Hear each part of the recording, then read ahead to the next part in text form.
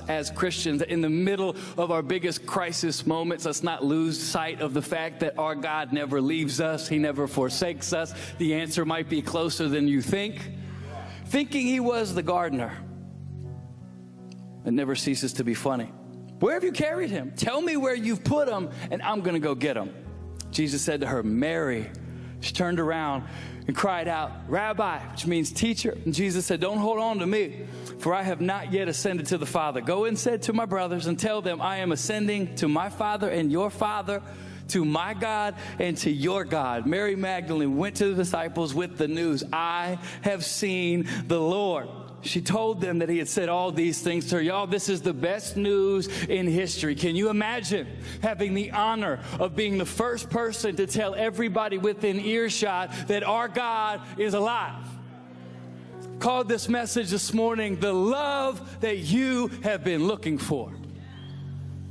The love you've been looking for. We can get this straight off the bat right now. All of us, pretty much mankind in general, have this in common.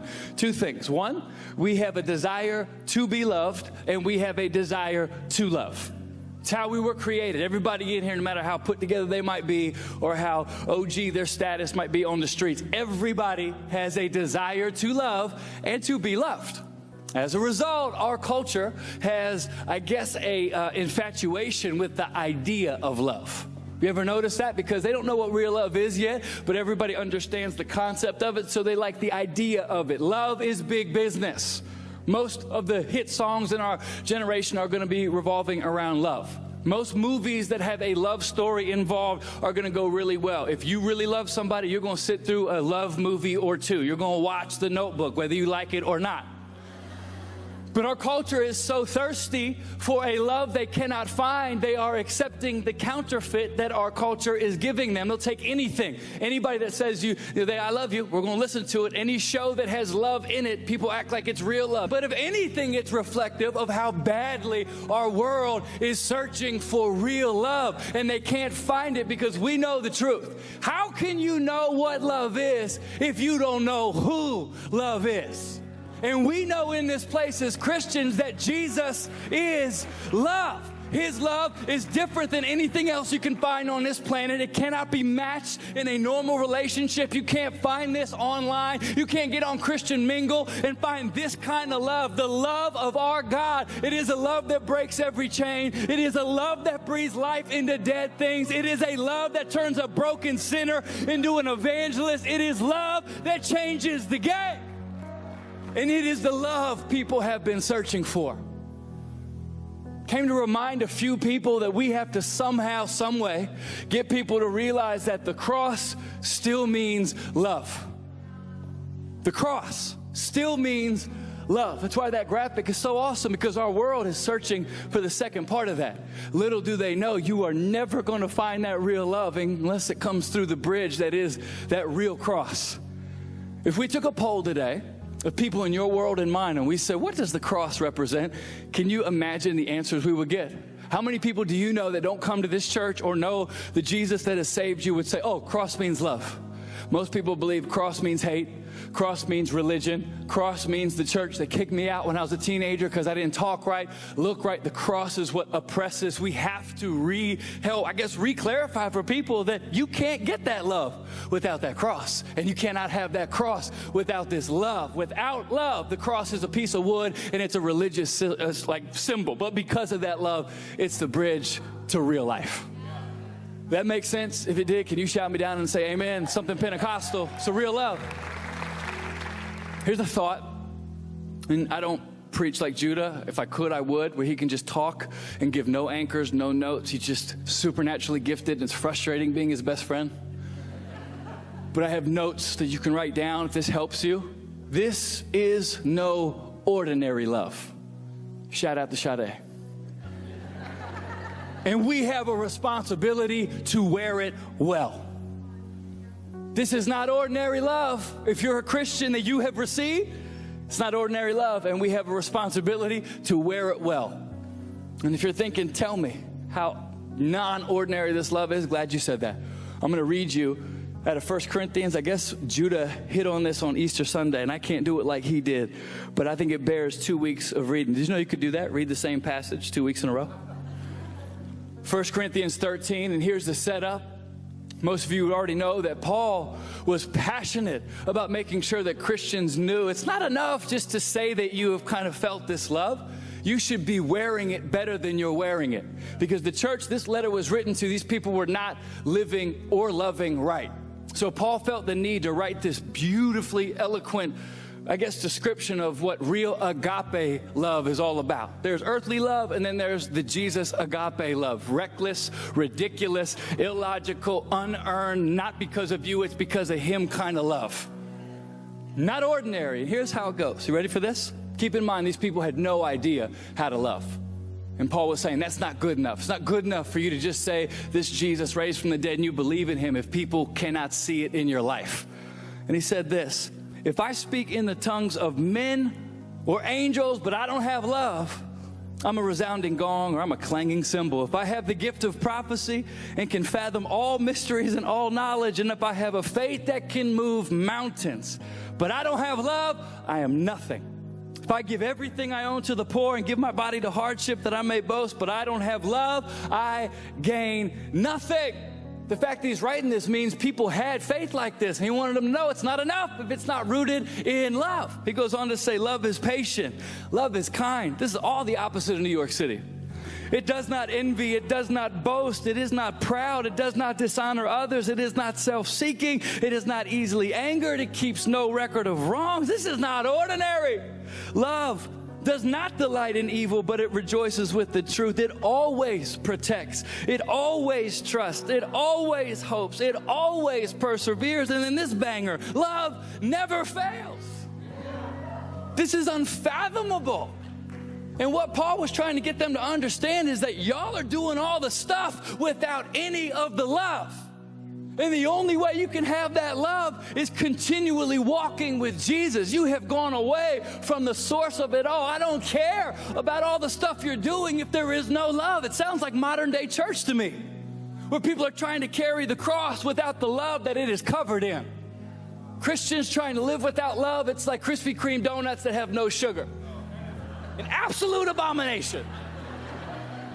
But Paul is going to great lengths to let people know it doesn't matter if you're preaching what's right, but it's not in a spirit of love. It doesn't matter if you're trying to go worship, if it's not out of a spirit of love. It doesn't matter if you have the right theological stance, if you're not stancing on it from a place of love. He's saying, don't do all this and miss the whole point. This was free love given to you, so people should be able to see it coming out of you. That's why we have to get people to the cross, so they can feel this for themselves. You take the love out of City Church, Hillsong New York City Church, we've got a regular building. You take the love out of our worship, we have normal music. You take the love out of this gospel, we have an empty book of words. It is the love that sets us apart. What about your life? Because I would say this, it's a bold statement, but I believe your experience should dictate your expression. Think about that, your experience. Who in here has said, yep, I've experienced the love of God? If you have, it was agape love. You didn't deserve it, but you got it. It made no sense, but you got it. It's illogical, but you got it anyway. I wonder if your experience is dictating your expression. So I've been to churches where there's no expression of this ridiculous love.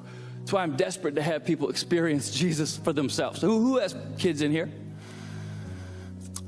Would you say you'd agree with me if I said you cannot understand the love of a parent really until you had your own kids? I have three children. And I'll honestly say I could never understand the love of my parents until I had my own kids. Impossible. Before my own children, I was just annoyed with my parents often. I never understood why my mom, to this day, I could catch her just staring at me. I'd be like, Mom, what are you looking at? She'd be like, just you. You're my sweet boy, and I love you. Just my sweet boy, and I love you. And I'd be like, that's weird, Mom. I'm a grown man. Or my dad would call me, and he'd be like, hey, son, how you doing? Good, Dad. Can I help you? Nope, just calling to hear your voice. You're my one and only son, and I love you. Just calling to hear your voice. I'm like, Dad, it's so weird. We just talked a couple days ago. Why do you want to hear my voice again? And then I had my own children. My experience started to change my entire perspective. I immediately, once I had my own kids, spent like the next 9 years apologizing for everything I ever did as a teenager, for not returning the calls my parents would give. I just got it. I mean, my son came home from school not too long ago with like broken glasses. He's got these really thick glasses because his eyes are messed up and it's really cute, and I really don't want him to get fixed because it's so cool to see his little eye go in. But he's got these giant glasses, and he came home and they were crooked, and I'm like, son, what happened to your glasses? He's like, Dad, this kid pushed me down. I couldn't get up, and then he pushed me again, and he broke my glasses. And I was like, really, son? Like, what? Who did it? Like, what's his name? Like, do you know where he's at? Like, where he lives? Like, how did that happen? I found myself getting mad. A reckless love I had never known. I remember waking up the next morning. I was so ready for school. I was like walking around the playground like, I can't find that kid, but I can find his father. Like, I never experienced it, but it's my son. My daughter came home one day devastated about her trouble with math at school, and she's like, Dad, I'm just frustrated. I don't understand math. And I found myself getting mad at the concept of math. I'm like, who does math think it is? Like, who can we call? How can we break down this system? It's not okay for you. Illogical love. Because I actually have my own kids. This is why I do not understand how we can say we have experienced the love of God and go into our communities and not express the same love that saved us to the people that need it the most. We got love that wasn't fair. We should dish that same love. We have been forgiven much, so we should be forgiving much. My hope is that somehow, some way, I can be a part of a church. We can be a part of a church where people walk up and say, what is different about the city church? Yeah, music's everywhere, preaching's everywhere. I've heard that view before, but there's something about the love and the way you said it that makes me stop in my tracks. It's the real love our world's been looking for. Can I give you as fast as I can? Is this helping anybody? Over here in the back corner, you guys good? Yeah? Woo! 3 things that the agape love of our God, remember agape, write it down, reckless, abandoned, not fair, mind-blowing grace and love we do not deserve. This agape love does 3 major things, and if you're a Christian, let it be a reminder, because the experience should be changing your expression. And if you're not a Christian, hear me loud and clear, this is available to you. So think it over. The next 15, 20 minutes, if you've been searching for love and you're like, wow, I actually haven't found it. If I'm right, you can find it in the cross. Number 1, ready? 3 things it does. I've actually got 33. Chelsea, this is the Baptist service, right? We can just keep preaching, keep on going. People will come and go with their lunch. The agape love of our God, ready? Frees us from our past, because the score has been settled. I know why there wasn't a big reaction, because not everybody in here has a past. But if you have ever had anything go wrong, if you've ever had sin in your life, it is good news to be reminded again that the agape love of our God frees us from our past, our sin and our shame and what we are owed, because the score has been settled. Love how the Bible puts it. Love, agape love, keeps no record of wrongs. This is the opposite of New York City or regular love, because our world, love is like, I love you until you do something wrong. And now I'm going to love you back, but there's going to be conditions, and I'm never going to let you forget about it. I'm always going to wonder if you're going to do it again. I say I forgive you, but I have a record of stuff you've done, so I'm still at a distance. The reckless agape love of our God is, I don't even remember your sin. I forgive you, and I love you, and I set you free. That's why the gospel only works for bad people. So if you have drama in your life, and you have scars in your life, and you have racked up sin debt in your life, it better just get you cheering from the literally your inner person to say, oh my gosh, God's love has freed me from my past. That's why I love it when I look out in church and I see people that are openly broken. And if you ever wonder like how passionate God is about Seattle and the streets we have yet to reach and the people that are still not coming in, all you have to do to find the heart of our God is look no further than John 20.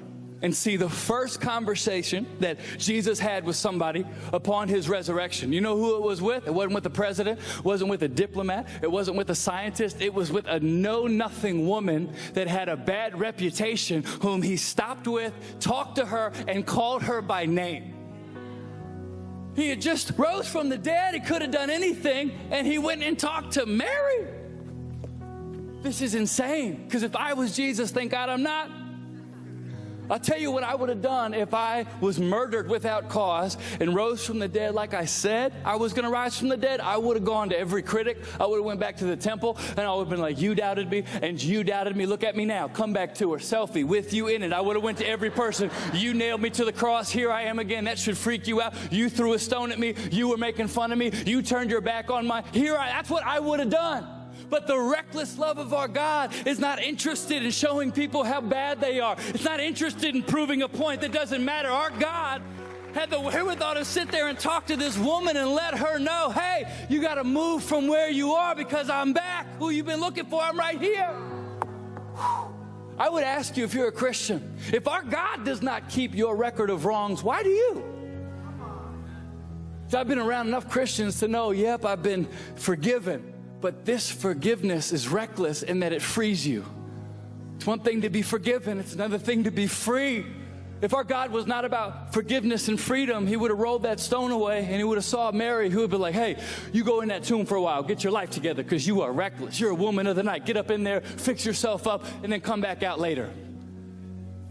As funny as that sounds, you know how many Christians will get saved, get forgiven, and stay in their tomb for a while?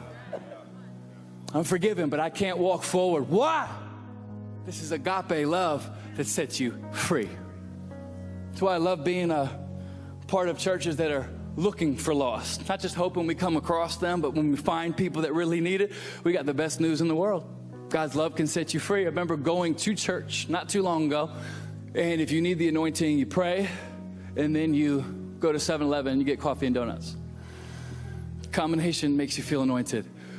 Apparently that's not funny here, whatever it is. And so I'm at 7-Eleven buying my stuff, and I felt like, I just wanted to reach out, because when you start experiencing God's reckless love, you end up taking shots you would never take with people in your community. And I just said, hey man, you need to come to my church sometime. And he was just front street right away. He's like, no, I don't come to church. I'm not that kind of person. I'm like, nah, you'll be fine. He's like, no, you don't get it. I'm a bad person. So what's great about this day and age, people just keep it real quick. 0 to 100 so fast. And he was just like, I don't go to church. I'm a bad person. I'm like, man, everybody's got stuff. He's like, nah, you don't understand. I've been in jail. I'm on my second marriage. I've got kids I can't even pay for. Like, I'm a bad person. If I came into church, the whole place would fall down. I'm like, bro, I work there. I'm telling you, the walls are still there. It's going to be fine. He's like, no, I'm not coming. I'm like, fine. Felt like I did my good deed of the day, planted the seed, did all that, got in the car, and I felt this pull to go back. I felt like it might have been God, and I was like, Lord, I'm headed to church. I don't have time for people. Obviously did a U-turn. I went back, and I just took one more shot with my friend. I said, look, bro, I really feel like this could be your day. I mean, our church is built for people that don't fit in. I mean, this is the reason why we're here. It's not about the church. It's about the love we're preaching about. Come check it out. I think he agreed to come so I would stop talking. And I'm preaching. He's the last person to show up. He sat on the end of the row with his whole 7-Eleven outfit, name tag, Ross. We'll never forget it. We gave a chance for people to accept this reckless love. He was the first person to put his hand up and give his life to the Lord, which is cool, but it gets better. Hang on. Calls me the next week. He's like, Karl, had a great week. Just really feeling God's love in my own life. And I was wondering if I could bring my wife and my kids and my stepchildren. I'm like, no, man, you need to tithe for at least 9 months. You need to come to classes. I'm like, of course you can bring whoever you want to bring. So he brings his wife and his kids and some of his stepchildren. They all get saved. He calls me the next week. He's like, Karl, look, I've just really been just thinking about how good God's been to me, and I had problems with my ex-wife, but I felt the forgiveness of God. I should have no reason to hang anything over anybody else. I reached out to her, and she wants to come to church. Can I bring her? I'm like, Ross, look, for the end of time, you never have to ask me. I don't care if they're breathing, bring them. If people are walking, bring them. Currently committing a crime, you can bring anybody into our church at any time. So he brought all them.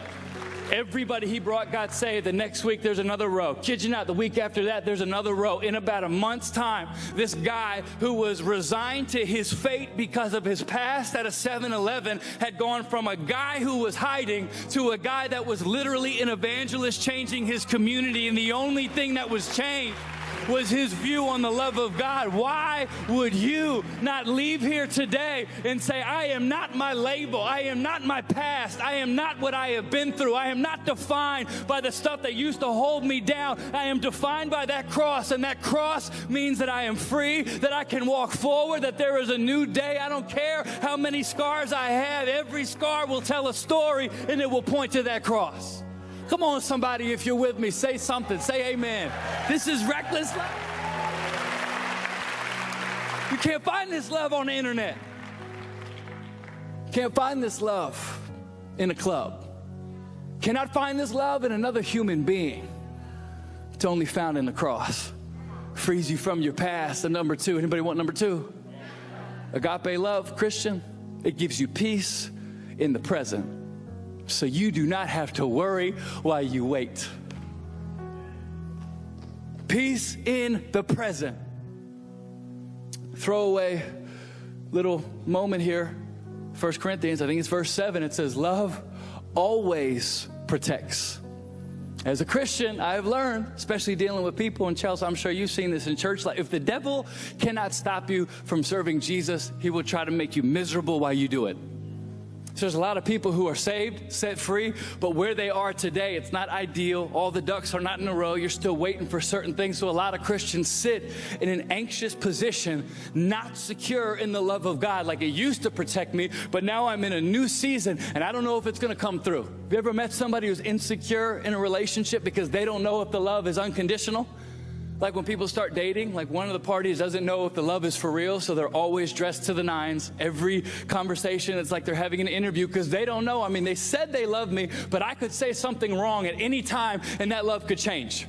There's a lot of Christians still dealing with bad theology as if it's the stuff we're doing that's bringing the love of God towards our lives, rather than focus on what He's done, which gives us the right to realize today, no matter what I've done, no matter where I've headed, no matter how big the future looks, I know right now I can have peace because I already have Jesus. I'm not waiting for a breakthrough. I had a breakthrough. I'm not waiting for a promotion. He is my promotion. I'm not waiting for somebody else to validate me. The cross validated me. So while I wait for my next season to unfold, I'm waiting with a God who has a protection over me that never changes. Come on, somebody. This is for an anxious Christian in here today. Otherwise, you get caught up in that life of Christian striving. We've all felt that. I got to worship harder this week.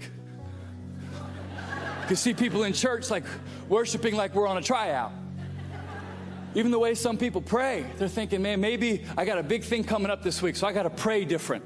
I got to pray harder. Maybe I got to pray in the Greek or the Hebrew, or maybe I got to pray in the King James. And the prayer now, it goes from praying from a place of acceptance into praying for acceptance, and it's a strive, as if our God is like a judge on the X Factor where He sits there and waits for you to do the right things. That's a good prayer. I accept that one. No good. No good. Come back next week when you know what to say. Our God, arms wide open at all times. So you have nothing to fear. You have nothing to worry about. If you're like, oh man, God, I hope there's a breakthrough coming, but I've had a really bad week.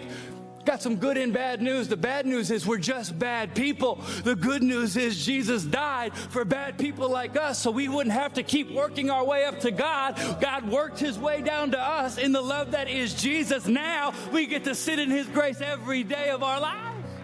Come on, somebody, shout me down. Give me a little Pentecostal feedback. I can tell when a Christian is secure in God's love because they give recklessly. Money, forgiveness, love, opportunity. There's a job for me. Well, I know somebody that's good for it. You need something? I don't have a lot, but I'll give you what's in my hand. Why? Because they're secure in the protection of their God. My little baby girl, Charlie, she got $75. What's the preaching time in this one? 47 minutes? Okay. Judah's out of town. He's not coming back till tonight? Oh. Kidding. She got $75 for Christmas. And I don't care how rich you are, $75 from your grandparents is still a lot of money. It's awesome. And I have taught all my children to tithe already, because it's never too early to make sure your kids don't live in financial fear and your kids aren't stingy. Probably a different message. Again, it just died right here. For two, if you want to pick up some of these dead jokes, just get them out. And I said, Charlie, what are you going to do with your money after you tithe? She said, Dad, I've decided to do something different this year. I'm going to give all $75 in the offering at church on Sunday. And I'm like, girl, why would you do that? You don't have to do that. Like, I'm shocked. Like, heaven forbid I would have a daughter going the extra mile. I'm like, you can just do what most Christians do. Just do what's expected. Just get by and then live your life, And she's like, no, Dad, I really want to do it. And I said, here's what I want you to do. I want you to pray about it, because that's your Christmas money. You don't have to give it all to church. Just give God what's his and just, do your thing. But if you really want to do it, pray about it. And let me know on Sunday. I had forgotten, and I am up there about to preach, and I feel a little tug from Charlie, and she hands me her envelope. And I look on the envelope, and it's her name with her money, because keep in mind, she's given offerings before with my name, my credit card there. It's been a generous month. Praise be to God. And I look at it, it's her writing, it's her, and I said, girl, explain this to me. How at 8 years old do you have this generous revelation that you're going to give it all? And she said, Dad, it's real simple for me. I just figure I could give everything I have right now, because if I need more money, I'll just ask you. To which I was like, oh my God, what do you need? What do you need? It just blew me away that my 8-year-old daughter has so much confidence in her below average, super learning on the fly dad who has failed her multiple times already, yet even in her little 8-year-old psyche, she has so much faith that I'm going to show up, that she has no reservation about giving what she has in her hand. Yet we can be adult Christians, saved by the blood of the Lamb for what we've done, for what we're going to do, but yet we could still stand sometimes on the edge of new opportunity and wonder, is God going to show up even though he's never failed? Is my God going to be out there when I go, even though he's always been out there? What if we really believed that the hand of God was always on us, that his favor will never leave us, that his hand of provision has gone way before us? How would we live if we knew that this agape love said it always protects? If you're in here and people have let you down, and this one's a hard one for you to fathom, let the grace of God put your soul at ease. Jesus Christ has never failed anybody, and he is not going to start with you. Number one, it frees us from our past. Number two, it gives us peace in our present. And number three, as we close, it gives us hope for our future, because our future looks like Jesus. The agape love of God. Come on up here, team. This is fake close number one.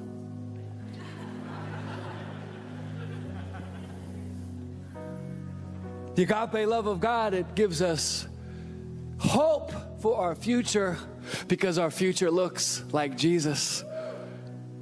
Where do you get this hope from? Is this Hillsong, charismatic, happy, clappy, Tony Robbins, motivational speaking, preaching stuff? No. It's 1 Corinthians, that little part at the end where it says love never fails. As a Christian who has accepted the agape love of God, what you're saying is, my hopes and my dreams and my passion and my fear and my stuff, everything is anchored in Jesus. So that means I know where I'm headed. Have you ever met someone who's so worried about the future and they're wondering what their destiny looks like? I don't wonder, because I know that I'm in Jesus. So no matter where I go, it looks like Jesus, which means there's going to be faith there. There's going to be power there. There's going to be love there. There's going to be freedom there. Doesn't matter what this world does to me. It cannot change what God is doing through me. So my hopes and my dreams, they are anchored in Jesus. I live in a city in New York where people are pinning every hope and dream on things that this world can take. My hopes and my dreams are all locked up in this investment in this business, which is okay on one level, but on another level, people can take that money and they can take that investment. Where does it leave you? Empty. There's other people that have their hopes and dreams pinned on another human being and some mythical relationship that's going to complete them. Here's a problem. If your hopes and dreams are pinned to another human, that human will fail you. So where does that leave you? Only a Christian can be in a church like this today and say, hey, you know what? I know what tomorrow holds because I know who holds it. I know what my future holds because I walk with Jesus and his love never fails. Only crazy Christians can actually say, we believe in the one that has never been defeated. Not even death itself could stop my God. So it doesn't matter what happens to me on Monday. It doesn't matter what that doctor says. I serve the God that conquered the grave. So that means no matter what comes at me, cannot stop what God is doing through me. Come on, somebody, if you hear me. Pretty fun to think like this. You know, when Judah and I wrote this song that we're about to sing about Praise the Name, we didn't write it. Golly, I'm dying here. There's a line in there that says, trample death, where is your sting? For some people, they'll sing that in their minds. They really don't know what it means. That's like 90% of church songs. I've been singing songs for a while. I'm like, I don't know what it means, but it sounds good. I'm sure it's great. This is one of those lines, like, trample death, where is your sting? Why does that matter today in Seattle, Washington, in this day and age? We believe that death itself has lost all its power because Jesus rose from the grave and we walk with him. This means no job, no hardship, no struggle can actually get the best of us because Jesus already took the worst of it at the grave. And I'm not a, biologist at all, but I learned something about bees that might encourage you today. If you need a word picture, I heard that bees have one shot at stinging you, because if a bee stings you, as it pulls out of the sting, the stinger stays and it disembowels itself and it dies. So bees only get one shot at stinging people. Can you see where this is going? So what happened on the cross, for those of you that might need a refresher, is that the devil had been stinging you and had been stinging me and been stinging our culture for so long, where God finally said, this cannot happen anymore. Let me send somebody who can block the flow, who can stop the cycle. And when Jesus hung on that cross and took the best shot hell had to offer, when it landed on Jesus, it stopped with Jesus. So anybody who chooses to get behind the cross, what you're really saying is, Jesus took my sin and he took my shame. Now the devil has no power over me. He's like a fly. He can fly around you and he can kind of go around your life, but he's lost his power, because when Jesus took it on the cross for the end of time, Christians know not even death on this earth can stop me from the love of my God. It changes everything. Y'all, come on if you hear me right now. We're going to stop right there at 39 minutes. Here's why. If you've lost hope today, if you've suffered tragedy today, maybe the devil's tried to rob you. Look at the future. It looks bleak. Let this be a clear reminder that Jesus said, in this world you're going to have stuff go wrong, but the agape love of our God has overcome it all. Can you stand to your feet with anybody leaving? I'm going to pray for you. And I just want to remind you, Monday should be a good day for you. If you're going into chemotherapy, go in there with some faith, because when Jesus died and rose again, even the worst diagnosis on this planet has to stop at the cross. Not even death itself can hold you down. If you're waiting for a better job and you're wondering, is anyone knowing about your hard work, you can rest easy. Your hope is with the provider. It's not in a job, guys. It's not in a boss. It's not in a portfolio. It's in the cross. You're going to be all right. If you went to bed tonight dreaming about the cross and how it equals love, would it change the way you walk into work tomorrow? Because I heard a story that just blew my mind recently about a woman goes to a friend of mine's church and lives in Wyoming. Lost her husband to a brain tumor. Tragic, heartbreaking, and tells me that the Valentine's Day after her husband had passed away, the year after, she received a bouquet of flowers. And the card on the flowers says, from your loving husband, miss you, love you, see you soon. Obviously blew her mind. She went and called her friends and said, y'all do this? This isn't funny. I got flowers.